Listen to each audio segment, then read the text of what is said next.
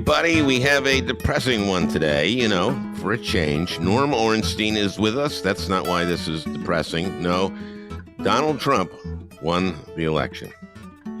He's going to be our president for 4 more years. I thought that was possible, but of course I was hoping for a different outcome. I guess I thought that Americans just wouldn't elect Trump again, but what do I know? Maybe it's just me, but when he mimed filleting a microphone, I thought that he had gone off the deep end. He did that at one of his final rallies. He mimed committing fellatio on his microphone. I guess it was just a crude joke or some kind of comment on the fact that he could do that and that it wouldn't hurt him at all. Kind of an inside joke for the fans at the rally. Oh, look, he's doing that. I hope the kids didn't understand what he did there. Anyway, he won by quite a bit, actually, and we'll have a majority in the Senate and probably in the House. And he's only the second president to pull that off, the other being Grover Cleveland. Let me be clear. Grover Cleveland didn't do that. I'm not sure whether they even had microphones in the 1880s. No, heretofore, Grover Cleveland is the only president to serve non-consecutive terms. Now Trump will be the second. Okay, I looked it up. The microphone was invented in the 1870s, so Grover Cleveland could have mimed filleting a microphone in either or both of his 2 non-consecutive terms, but I doubt very much that he did. There's certainly no record of it, I would imagine. I have no idea how to look that up. I just, but you can see why I thought it was odd that Trump did that, right? But he's done a lot of offensive shit, and now he's going to be president again. Well, Norm Ornstein is with me today. We're going to discuss how that happened. A lot of it happened because President Biden should not have tried to run for a second term, but that only became woefully evident during his debate performance this June. It was June, right? And clearly his age should have nipped that in the bud because it put Kamala Harris in a very odd spot of having to run a presidential campaign in 107 days. Norm and I discussed that campaign, how it turned out, and what lies ahead in a depressing one today, for a change.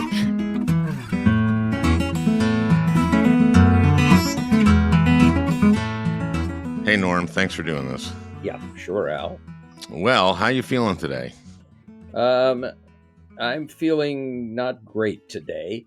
I'm feeling a little bit better than I did on Tuesday night or Wednesday when I was just sick, but I'm not feeling great because I think we're in for a real problem.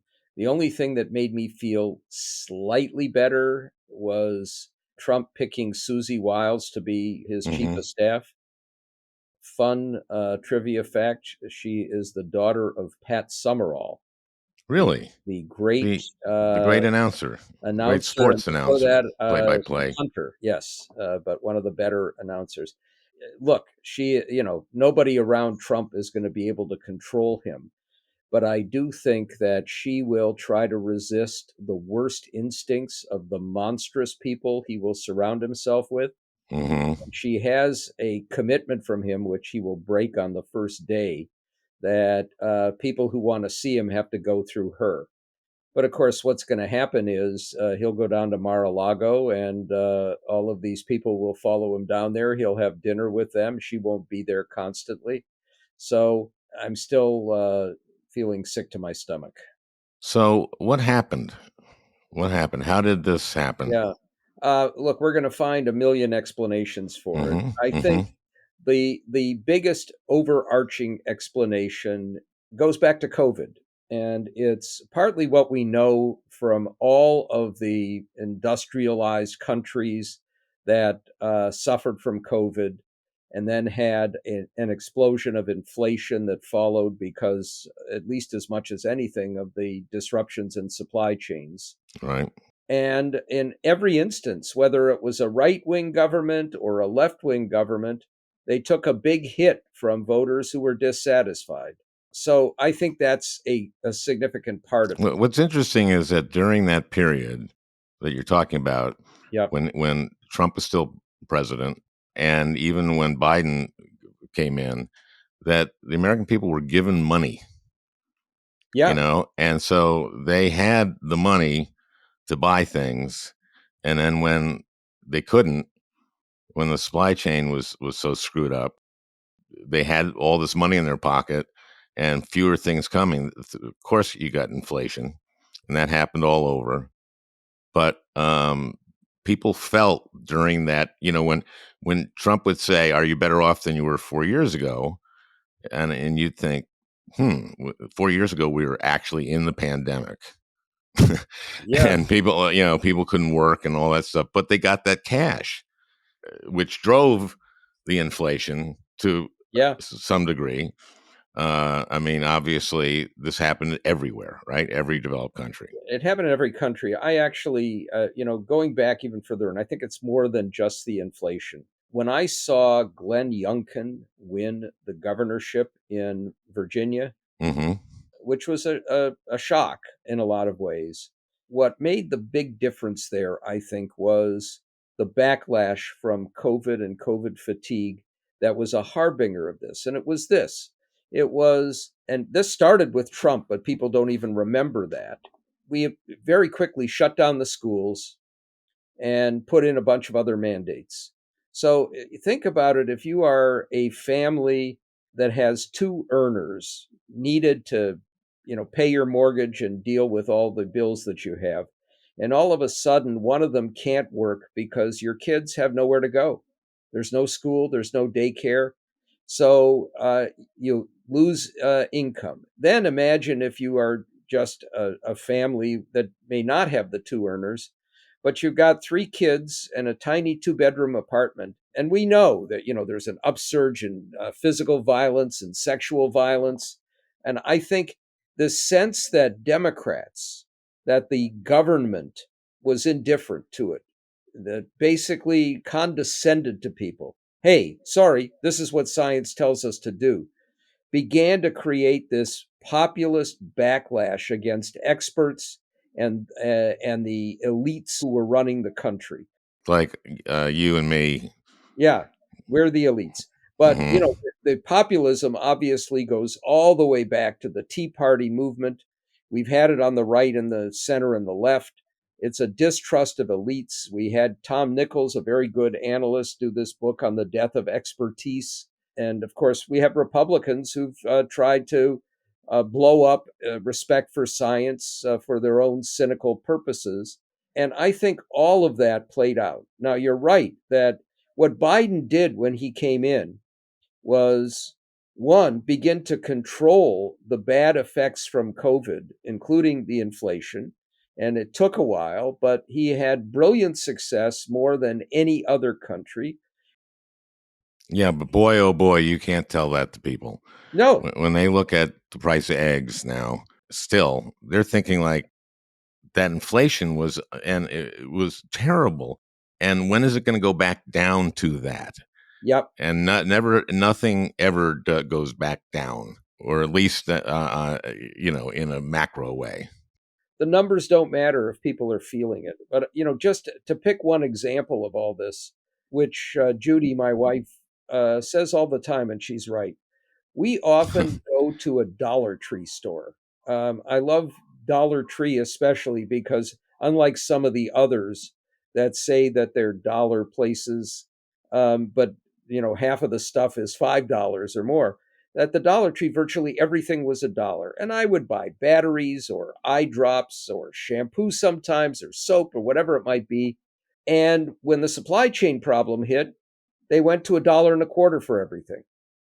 And of course, they're not going back. So And it's they a didn't dollar. change the name of the store. So the dollar and a quarter. And for me, it's nothing. But if you are operating on a fixed income, and these places, I just when I go into one, usually out in Delaware, I see a lot of people shopping for food because there you could buy a dozen eggs. They were smaller eggs. I mean, they were medium for $1. Now it's $1.25. 25% increase for people who have to watch every penny. That's big stuff. So I think all of that mattered. But I also think that it's just a broader sense of disdain for the people who've been running the country.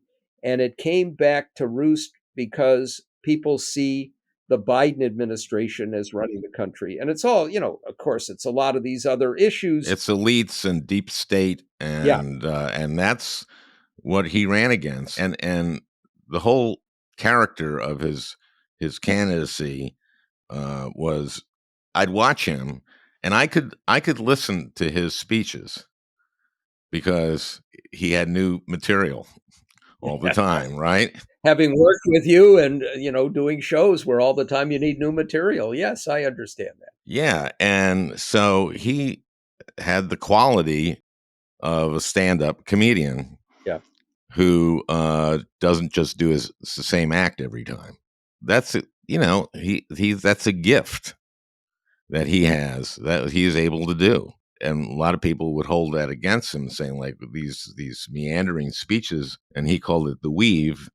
It was somewhere in between. I mean, it was hard to stick with him for an hour and a half, which he did all the time, right? He did. Now, one of the things that lulled us into a false sense of security was that his crowds really were diminished, and you had people who would leave after an hour. So we had this sense, which was wrong, that his support base was not as enthusiastic.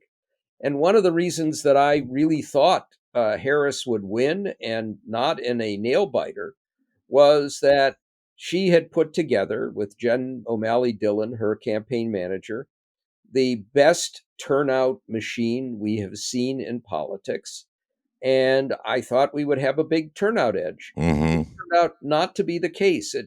We missed the level of discontent and disdain out there. Now, admittedly, it's at the margins, but almost every group, with the exception of Jews and of Black women, moved 3 or 4 points in his direction, enabling him stunningly, although the numbers will shrink when all the California votes come in, to win a majority of the popular votes. It was a much deeper level of discontent. And the idea that he's not an elite, that Yale Law School educated J.D. Vance is not an elite. Well, and he plays the populist. I mean, even though Yeah, he went right from Yale Law to Silicon Valley, right? But he exactly. has the bona fides of growing up in a very Yeah. difficult situation. And Trump has managed, and I would say in this brilliantly, to portray himself as the anti elitist. He Mm-hmm. is clearly not a typical politician. The degree to which people ignored his pathologies this time, brushed aside the fact that he is an adjudicated sex offender, rapist, and was convicted on more than 30 counts and had other trials going forward that were legitimate. Well, I think that was used in his favor. He Yeah. used that in his favor. Yep. And if you look at the 34 counts and what they are, it was for, covering up this payoff, right? Yeah. Covering up the $130,000 bribe, in effect, or payoff to keep Stormy Daniels And silent. people look at that and say, why are you trying him for that? That's such a little deal. Yep. And, you can argue it both ways, but boy, I think a lot of people, if they're using that as merchandise, that his picture that he took when he was booked in Fulton County, that people feel that it was a cheap shot against him. That's what they feel. I think that that's accurate, and it is unfortunate that Merrick Garland waited so long Yep. to pick an independent counsel. Where look, the documents case, which in many ways is as disturbing as the January 6th case, because he took our most sensitive documents and shared them with people who weren't supposed to have them, and then covered it up. It was a clear obstruction of justice, but that had to happen later because it took a long time for that to come about. There was no reason to avoid picking an independent counsel early on to deal with the January 6th insurrection.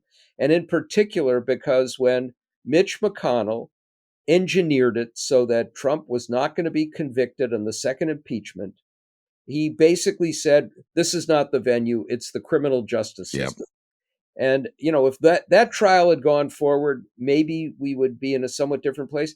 But I have to tell you, Al, people understood who Donald Trump is. What stunned me as much as anything is I also was confident after the Madison Square Garden hate fest that Latino votes, starting with the Haitian Americans and then the Puerto Ricans and others who understood that they would be next, when he had pledged to do this mass deportation. Well, Latinos voted with Latino, especially males. Yeah, 60% of Latino males in Michigan. And she was dragged down by Biden. Yeah. And this all has, I think we all go back to Biden staying in this race, not running earlier. I think that may have doomed her. Well, possibly. I will say this, a little bit of a devil's advocate on this. Let's Okay. say that Biden a year ago or 2 years ago had said, I said I was a transitional president. I'm not going to run for reelection. And we'd had an open contest for the Democratic nomination. Mm-hmm. We would have had 10 or 15 candidates there. Everybody who fancies himself or herself as a president, knowing that this would be maybe the last opportunity for a long time, jumping into that race. From Gavin Newsom to Gretchen Whitmer to Cory Booker and a host of others. Sure. And we had a bitter contest that ended up picking a white male instead of the heir apparent, a woman of color. You would have had a deeply divided party, and I'm not at all sure that it would have been better. Now, I think if we look at this as a reaction, not just against Biden, but against a party and an atmosphere of all the elites, from the military with Afghanistan, ignoring our former chairman of the Joint Chiefs saying Trump is a fascist, to the scientists who dealt with COVID appropriately to keep more people from being killed, but causing disruption, to the billionaires, and they ignored the fact that Trump is the patron of the billionaires. Mm-hmm. I don't know if any other Democrat would necessarily have won, but I do think that you're right, that you could look at the sexism, look at the votes at the margins, black males, at Latino males. Maybe that would have made just enough of a difference to tilt those blue wall states a little bit differently. So she ran not a perfect campaign. I think the two biggest ads that ran against her that I think were unbelievably effective was the one from the 2019 campaign, her 2019 Yeah. campaign, where she talks about paying for transgender surgeries in prison. Yeah. I think that was, you just look at that and you think, boy, oh boy, people are not going to like that. And that there was that ad, and the other ad was the one interview from The View where she said, "I can't think of anything I'd do different." And what would you? I mean, the answer to that, what I would have done different, what was that? Would that be, Norm? So if we could roll back and go back to that interview, and if she had handled it, say this way, I regret that we didn't take serious action on the border earlier. I was not the border czar, but I was there to try and get the countries in Central America to alter their policies enough that we wouldn't have seen so many people wanting to leave, fearing for their lives because of the social fabric in those countries going down. But I think we could have taken these tough steps on the border and maybe cut a deal, the same one that Donald Trump scuttled at the end. I would have done that differently. And the second is, I wish in retrospect that we had handled Afghanistan better, that we had understood better that the whole country would collapse quickly. And I would have gotten people out of there and tried to handle the withdrawal better. Couldn't they have handled it better in terms of negotiating with the Taliban, saying, "We're going to leave. We have this money of yours that we're holding. You're not getting it unless you let us leave in a certain way. Yeah, I think that would have been certainly better. And my guess is that we would have had a much stronger ability to negotiate with the Taliban. Now, having said that, and I do think it would have been wise for her to make it clear that the Harris administration would not be just an extension of the Biden administration. I'm still not sure, given the broader framework, that you had far too many people. And part of this, frankly, is the sane washing of our prestige press of Trump. Explain sane washing for those who don't know that. Trump would go into these rants or through this weave, which reflected, I believe, in significant part, serious mental deterioration. And they would frame it as if it were a traditional speech by a candidate. So you'd have Trump go into rants about how it was going to be an administration of retribution. He was going to deport all these people. He was going to deal with the enemy within. He's going to prosecute people that are the enemies. And it would be Trump lays out economic vision. Oh, that's the sane washing. In other words, That's the same washing. And you have a lot of people who voted for him who basically thought, he says all kinds of shit, but he doesn't really mean it, and it won't be any different than it was in the first term. And a part of that is the failure of the press to try and treat both candidates as equally legitimate in their objectives and not to treat Trump as an autocrat in waiting. But it's also that, it's human nature. Human nature is gas prices go from $2 to $4, and every week you're screaming about it. And when they go back down, you don't react the same way. But it was this sense that Trump kept saying over and over again, falsely, that things were so much better when he left office, and people believing that his 4 years were actually a time of peace and prosperity, which was not accurate. Well, the first 3 years, were peace and prosperity in the sense that he added jobs at the same rate, almost the same rate that Obama did, that Obama's last 3 years. So he was taking credit for something that was in motion when he became president. People do remember that those 3 years. I think there is an amnesia on the pandemic, or deliberate people don't want to think about it, that period. Yeah. And don't blame him for it, even though I blame him for, I think a lot of people died needlessly because of him. Well, it's not even just the 400,000 who died needlessly because of him. And if you look at what Bob Woodward is saying, now he said this, some of it a year ago. I hate the idea that he held on to this stuff for his book instead of letting us know before. But one of the things that he said from his interviews with Trump before was Trump knew right at the beginning, or soon after the pandemic hit, the virus came in, that it was an airborne deadly, deadly, and he downplayed it. He refused to do some of the things that would have made it a little bit better, and then contributed to the demonization of the vaccines that he had helped create and of masking. And if you look at the number of deaths that occurred under Biden because of COVID, the majority of them were from people who believed Trump and wouldn't get vaccinated or boosters, wouldn't mask. And in the areas where you had people who did mask and did take boosters, the deaths were far fewer. But, people didn't blame him for all of the deaths that occurred on his watch. And they forgot about the child separation stuff. And our media didn't focus on another reality, which is that so many of the people around Trump, including the vast majority of cabinet members and top officials who refused to endorse him this time, kept him from doing the worst things that he wanted.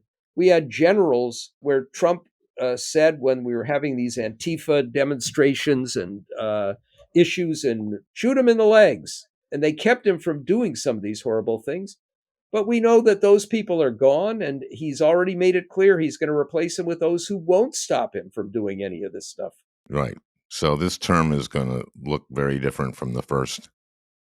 Yep. And he has already said promises made and promises will be kept.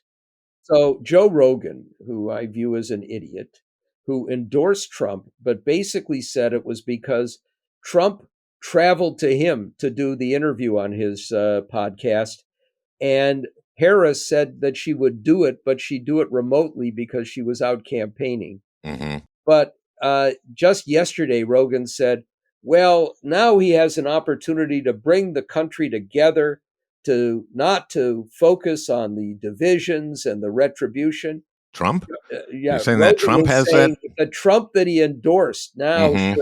should bring the country together. Yeah, right. Fat chance of that. Yeah. This sane washing. Yep. You think of the press as part of the elite and part of the liberal elite, but they were doing him a big favor by doing that. They were, and they couldn't help themselves. And, the New York Times in its last 2 or 3 weeks really hit the right stride. They did the pieces showcased on the front page. They did a terrific editorial endorsement of Harris taking on Trump. But does that matter anymore ever? Well, if they had started doing that a year ago Mm-hmm. instead of, when they did stories that criticized him, they tended not to be on the front page. And they had a lot of front page stuff going after Harris. And they're an opinion leader. Others take their cues from them. It might have made a difference. But I think also people, even those who might believe that he's going to do some of these terrible things, thought, one, they'll do it to others, but not to me or to the ones that I'm close to. And two, it's worth it. We got to blow the whole thing up because anything would be better than this. And you're going to have, I think, a huge amount of buyer's remorse before we're far down the road. I saw a tweet from somebody yesterday saying that a Guatemalan friend, a citizen who voted for Trump, said, my mother is here illegally. I voted for him because I thought he would bring prices down, but they won't go after her. She's never committed a crime. And Julie Brown, who's Mm-hmm. a reporter for the Miami Herald, who was the one who did more to uncover Jeffrey Epstein's predations as anybody, responded to that by saying, here in Florida, in Trump's first term, I know a lot of Latinos who had been here for years, had families here, had jobs, were contributing, and who said, they'll never get me because I've never committed a crime, and they were deported. Mm-hmm. So you're going to have a lot of people who are going to say, hey, this wasn't supposed to happen, but it's going to happen. And how many people? I mean, he's targeting what, 10, 11 million people, right? 11 or 12 million. And let's keep in mind that he also said, when he was saying they eat the cats, they eat the dogs, that the Haitian Americans, the Haitians who were in Springfield, Ohio, who were here legally under a program enabling them to work, he said, they may be legal now. I'm going to make them illegal. Can he do that? Given this Supreme Court? Yeah. Now, I will say, here's one message I give to Democrats. We need to find our Matthew Kaczmarek. Matthew Kaczmarek is a Trump appointed, Trump nominated and confirmed right-wing radical judge. Oh, yes. In Amarillo, Texas. Right. And he's a district federal judge who is the only judge in that district. And so anything you send to that district goes to the most radical right-wing judge. Exactly so. And we have this process where a single district judge can issue nationwide injunctions, which he has done many times. So we need to find ways to fight fire with fire. Now, it's not that these things are necessarily going to last because they'll be appealed and they'll go up to the Supreme Court. And he's basically threatened to do this. I mean, he's... Oh, yeah. What has he said in terms of what he will do in this term? What does he actually acknowledge that he will do? Well, let's just take the blanket statement that he made after John Roberts issued his immunity decision, Mm-hmm. basically saying every official act taken by a president is immune from prosecution, and that includes acts at the perimeter of official responsibility. And Trump said, "This is great. As president, I can do anything I want." Mm-hmm. Now, even if the Republicans have a majority in the House, and we may not know that for a few weeks, but I think it's probably a 65-35 odds that they will have a narrow majority in the House. Mm-hmm. And they have the majority in the Senate. Because of the Senate filibuster, we'll see how long that lasts. McConnell said again that he wouldn't, he's not in charge, of course. He Yeah. won't be in charge, right? Yeah. And of course, he has pledged that they won't touch the filibuster. If they have an ambitious agenda, and we're already seeing a backlash from the public, and they know that they've got problems enacting some of the things where they think they can transform the society and there won't be an opportunity to send it back, then I can imagine McConnell, Lindsey Graham, John Thune, John Cornyn, Rick Scott, whoever the next leader is, saying, yes, we believe deeply in the filibuster as the core of the Senate, but we had no idea that these radical Democrats would operate with the level of obstruction, blocking the country from what it needs. And we have to do something reluctantly, but we have to do it. And we'll do it as one-offs. It'll just be for this piece of legislation or for that piece of legislation. That may happen, but regardless, Trump is going to take executive action and violate laws. We have a Supreme Court where we know that basically the law itself does not matter to Sam Alito or Clarence Thomas. That's a harsh thing to say now. Yeah, it's an accurately harsh thing to say, right? Or a harshly accurate thing to say. And if the court actually says, no, you can't, we know what Donald Trump will say. Sorry, screw you, I'm doing it, and I can't be prosecuted for it. So I think he'll go ahead with all kinds of actions, and that includes using the military. And will he pardon these January 6th? Yes, he's already indicated he'll pardon the January 6th people, including the violent protesters. Did he say including the violent protesters? Did he say He everyone? has made no distinctions. He Mhm. didn't say, I am going to pardon the ones who just got caught up in this but didn't really do anything. And he's basically said they're all hostages. And if he pardons the Proud Boys and the Oath Keepers, he'll have his own militia to go along with whatever he wants to do with law enforcement and with the military. And remember, one of the things that happened at his rally at Madison Square Garden, which really took me aback, a top official in the NYPD in uniform at Madison Square Garden, appearing on Newsmax and gleeful in what was going on there. There'll be plenty of police, constitutional sheriffs, and others who will do whatever he wants to enforce his actions. So, we're in for a very difficult time. But at minimum, we need to be able to showcase and educate people about why they were, even if the ruling elites made mistakes, that it is far better than letting know-nothings like Robert F. Kennedy Jr. Do you really think he'll be like head of HHS? I mean, is that a possibility? That's insane, I think right? it's far more likely that, and he's already said, I'm going to put Bobby in charge of almost everything. I think he will have him as a czar operating out of the White House rather than going through a confirmation process. Although we know that what's They have 52 or 3. Or 3, Mm-hmm. they'll confirm almost anybody. I'm hearing, we know now they floated the name of Ken Paxton as Attorney General. Ken is the Attorney General in Texas. Oh, yes. That's the Kate Cox decision that he reversed the Supreme Court and said that she had to leave the state, basically, that she couldn't There's get the that. abortion. What we also know is Ken Paxton was under indictment for securities That's fraud true, yep. for 8 years, and then prosecutors cut a sweetheart deal with him.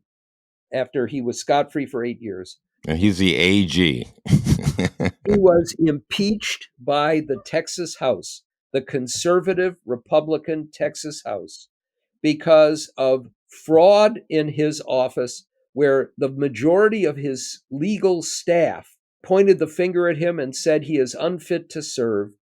And the impeachment went to the Texas Senate, where the lieutenant governor, Dan Patrick, put in millions of dollars to senators, and they basically, let him off scot-free. We also know that this is a guy who was caught on videotape at an airport in Texas where somebody inadvertently left $1,000 fountain pen going through TSA. And there's video of Ken Paxton running up, taking the pen, and running off again. He is a common thief, a liar, and a fraudster. How do you know it wasn't his? Because he hadn't gone through yet. Yeah, well, later on, he said, well, I took it by accident. It wasn't mine. But he stole this pen, and it was only because they have video of him doing it that he took that action. This That he guy acknowledged it. Is a nightmare. And despite having been indicted, charged, and doing a plea bargain, impeached,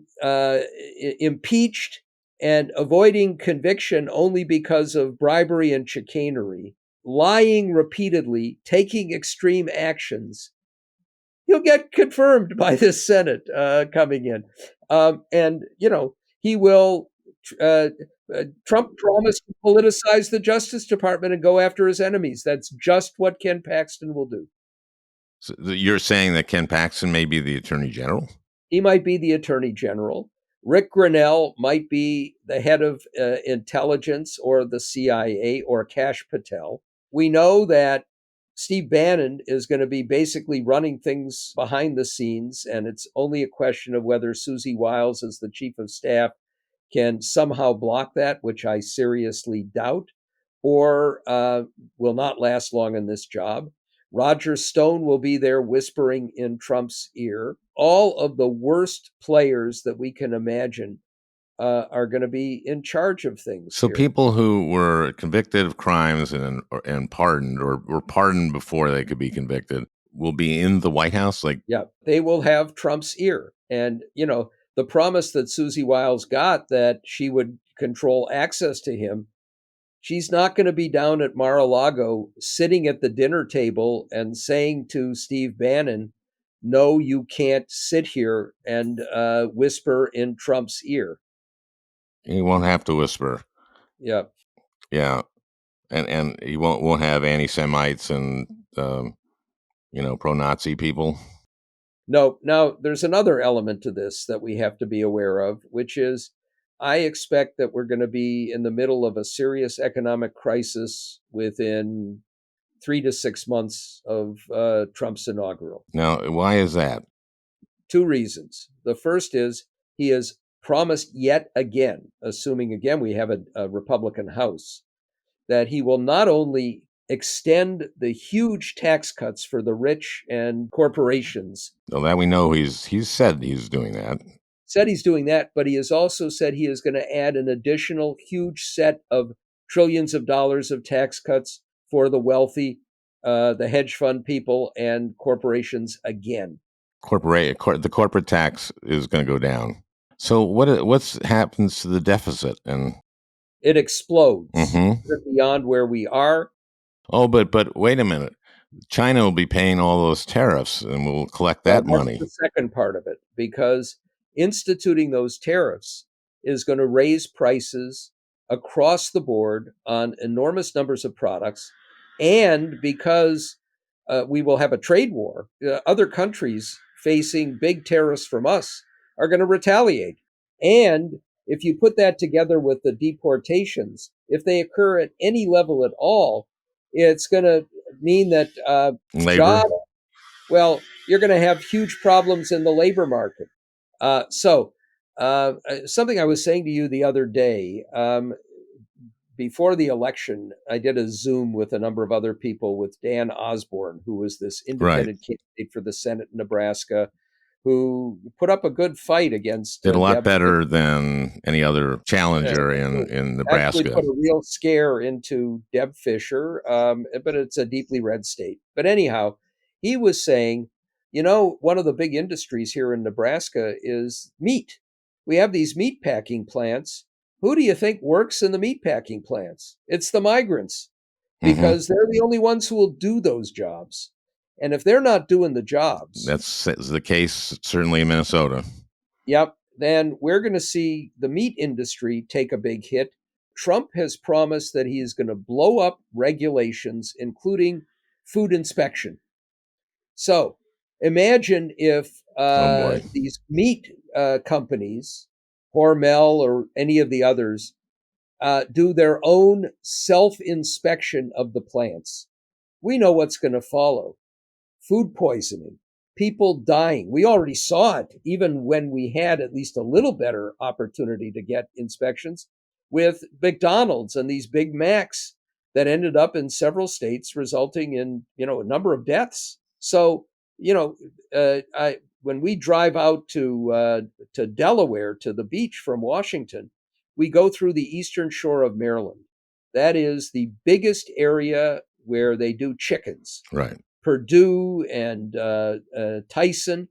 And what do they have? If you've ever seen one of these chicken processing places, it's disgusting, because you're surrounded by feathers and feces and just all kinds of horrible stuff. It's the same group of people working in those plants. So we're going to see hits to American industry from the tariffs. We're going to see inflation go up. And I believe that within 6 months, you're going to have a whole lot of people who voted for Trump saying, wait a minute, that's not what we wanted. That's not what we thought would happen. So the hellscape of an autocrat imposing The Hellscape. Hellscape. So I think that's the title of this episode. Yes. The coming hellscape. Norm Ornstein talks about the coming hellscape. The hellscape. Well, thanks, Norm. This has been. See, I thought you were going to cheer me up. Well, okay, so let's. I do think we have to learn some lessons from this, and I believe the lessons are not what we're seeing in so many places, which is the typical Democratic Party form the circular firing squad and point fingers at everybody for blowing this. We're going to have to find the best ways to fight back, and that includes. I actually believe we have now more than 70 days in which Joe Biden will be the president and the Democrats will have a majority in the Senate. I see a lot of people saying, I know this won't happen, but it would be kind of fun, that Biden, before the end of his term, resigns from the presidency so that Kamala Harris becomes the first woman president, even if only for a few days. I see. And Trump has spent a fortune on Trump 47 merchandise. That he would then be Trump 48. It'll be a little like some of these athletes who spent most of their careers with one team, but then were traded, but they come back to retire on the last day so that they can put their banner up, in the stadium. That would be fun. I don't care if he does it on January 19th. But there are a couple of things. Well, then she would be at the inaugural. Yes, as the president. But there are a couple of things here that I believe are necessary. One is Biden should use every bit of his legal authority and stretch beyond it to stockpile every armament he can and give as much money as he can to Ukraine to enable them to continue the fight against Russia, which Trump will try to undercut on his first day. And if he violates the law and the Supreme Court says, no, you can't do that, well, he's got immunity because it is an official act. And once you send the arms and send the money, they're not getting it back. The second is we need to have the Senate back Monday. at the latest, this Mm-hmm. coming Monday. Is this going to happen? So I don't know. This is what Republicans did when Trump lost, Mm-hmm. to jam through as many judicial confirmations as they could. And that's what they need to do. Their business is filling every judgeship, and it's also finding that district. It may not be quite like Amarillo, where there's only one judge, but there have to be districts where there are a couple of Democrats in the judiciary, and make sure that you bring the cases to block the worst actions that Trump takes by executive action or that get passed by a Republican Congress if it's there. And at minimum, you send them to the Supreme Court. And if they reject those, you have highlighted the fact that they're trying to do horrible things. And it's only being allowed because of a corrupt Supreme Court, a partisan, lawless Supreme Court. If that's the conclusion, I can see Trump laughing at that conclusion. Well, of course he would laugh, but I think, we don't know how often we'll have elections. What I will tell you is the other thing that I would do is, well, two more things. We need a coterie of Democratic billionaires to create a new communication structure that, at least to some degree, is parallel to the right-wing communications and information structure. They haven't done that yet. No. I suspect one of the things that's going to happen, by the way, is I was reading today about how some of the executives who run our media companies, like David Zaslav, are ebullient because they think that Trump is going to give them a regulatory structure that will enable them to do, trading consolidation and the like. But the caveat there is, if CNN, which is a part of Universal Warner Brothers, does what it is supposed to do and Trump goes after it, he will retaliate against these companies. Let him spin off CNN, make it a nonprofit entity. Get Jeff Bezos, who gave this, who didn't endorse. Well, not only didn't endorse, but then sent this sycophantic congratulations to Trump on winning. All right, sell the Washington Post to another group of billionaires who will spin it off into a nonprofit. We need a different information infrastructure. But what we also need to remember is that the next set of elections is for governorships and state legislatures, including in a lot of these red states that are going to suffer tremendously. In Florida, where because of DeSantis's corruption, they did not pass a referendum to end their 6-week abortion ban. We're going to see doctors leaving. We're going to see terrible issues in the healthcare arena. And if we can get a few of them in states where people say, you know what, you're the ones responsible for this now, it may change the momentum here, and maybe we can keep having elections. I would do everything I can. Maybe we can keep having elections. Is that what you just said? Yes. Okay. Yeah. Well, that's a great way to end. One of the ways that I fear Trump will act is not to cancel elections. I think that's a small possibility, but to do what Orban did in Hungary, which is to get states and the courts and maybe even the Congress to do a set of things that will, turn our elections into a farce, where they're out there as a Potemkin village of free elections, but they're tilted so that they win no matter what. You're really painting a bleak picture here. Yeah. And I don't think I'm exaggerating much. But, if we have an election in the midterms, it's going to be tough to turn the Senate, even though there are many more Republicans up. But we may have a few options. One is Susan Collins in Maine. And if we can turn the spotlight on her again, maybe that will make a difference. Another potentially is Alaska, where Dan Sullivan will be up. And if Alaska suffers, maybe Mary Patola can run for that seat and in a ranked choice voting atmosphere could win. Keep in mind that Mike DeWine, the governor of Ohio, has to now choose a replacement for J.D. Vance in the Senate. And that Senate seat will be up in 2026 for the remaining 2 years of the term. I don't know who DeWine will pick, but it could well be some radical. And Ohio may suffer enough of a backlash. It wouldn't disturb me if Sherrod Brown runs again for that seat. But there could be a very good Democrat. Maybe there's a chance of turning the Senate if we still have a structure of our democracy in place. Okay. Thank you, Norm. Have a nice day, everybody. Yeah. Well, I hope you enjoyed listening. That beautiful music is by Leo Kottke, the great Leo Kottke.